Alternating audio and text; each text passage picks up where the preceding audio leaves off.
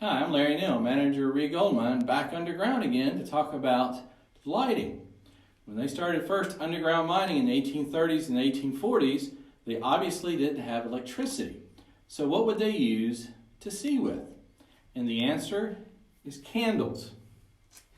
They would have beeswax or tallow candles made, and the miners would place them in what are called Tommy sticks, which could be specifically driven into the rock wall to hold the candles to light.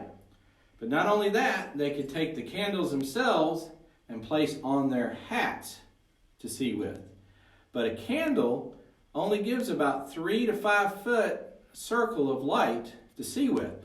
So they would have to have these candles driven into the rock about every 3 to 5 feet to do their work.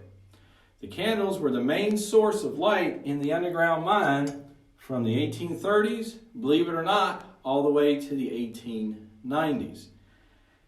Calcium carbide was actually discovered in the 1830s, but could not be economically developed for mining or other purposes until the 1890s. At that point, they developed and started using what are called carbide lamps. Calcium carbide and water, when mixed together, forms acetylene gas, which can be ignited. So they started creating these lamps like this in the 1890s to be attached to their hats to see with. And as you can see, it does give off fairly good, strong light.